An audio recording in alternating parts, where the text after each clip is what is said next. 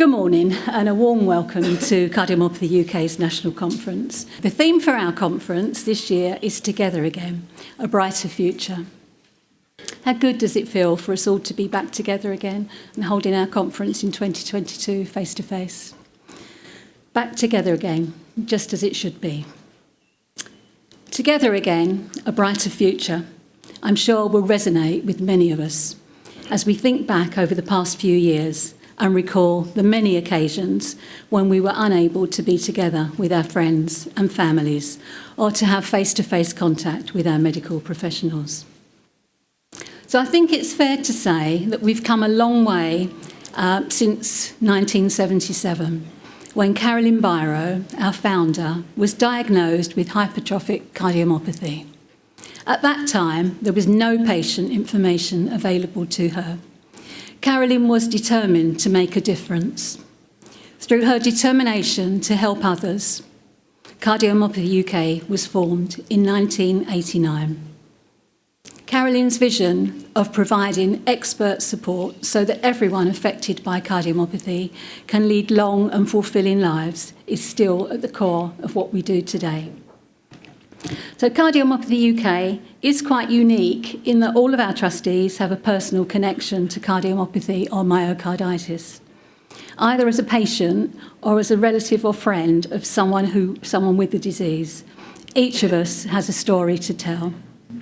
We are looking to recruit new trustees, and I should point out that it's not a specific requirement that you have to have a personal connection to cardiomyopathy.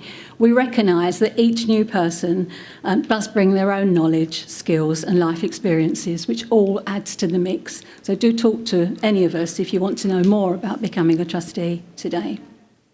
So Cardiomyopathy UK's primary purpose is to support you and to give you and your families the strategies, tools and support that will help you to understand, cope with and work through the challenges that you may be experiencing.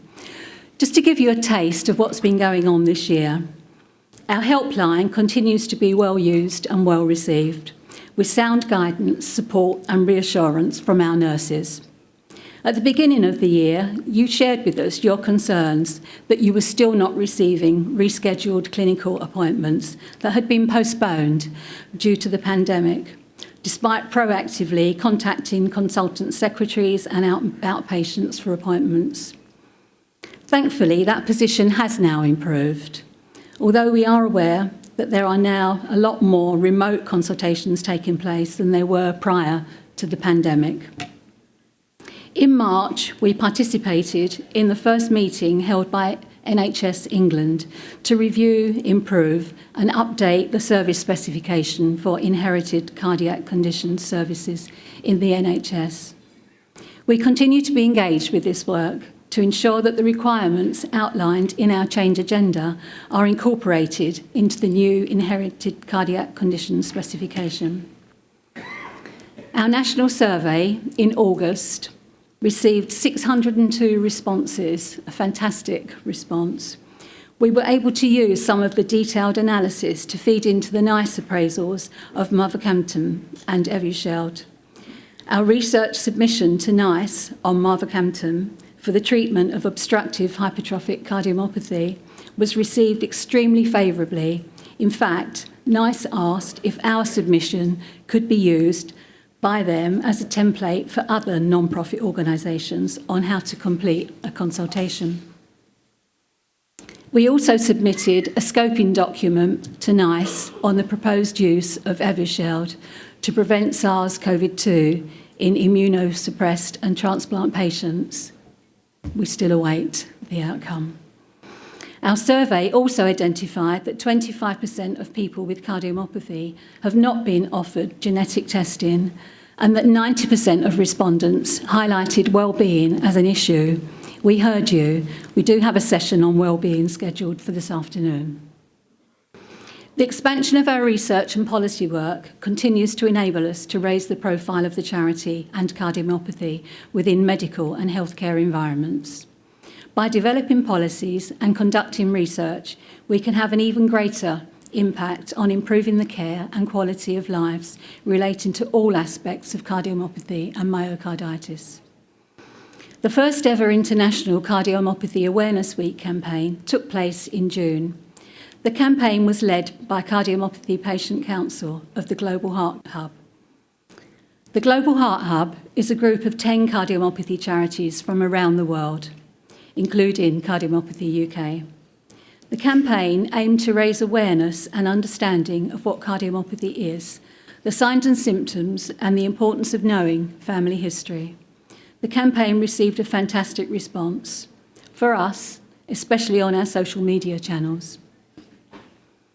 In July, we were delighted when the British Heart Foundation announced the winner of the Big Beat Challenge, awarding £30 million to the Cure Heart Project, aiming to find the world's first cure for inherited heart muscle diseases, a brighter future indeed, and we're delighted to be part of it.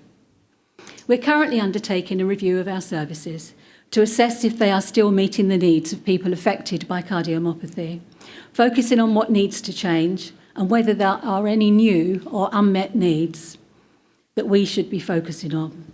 The findings will be used to shape our future work and the charity's new strategic plan. Our support groups and peer group services continue to run successfully online during the pandemic. I'm pleased to say that with thanks to our volunteers, they have returned to operating in person, back together again, as they should be. I'm pleased to be able to report that despite all of the challenges we have faced, we are on course to end the year financially in a good position. Thank you to our grant givers, our community and event fundraisers, and all who have supported the work of the charity through your generous donations. You never cease to amaze us. Without your support, we would not be able to provide the services you rely on. We are very aware that next year will be an even bigger challenge, but we are confident that together we will create that brighter future. Now, thank you. Thank you.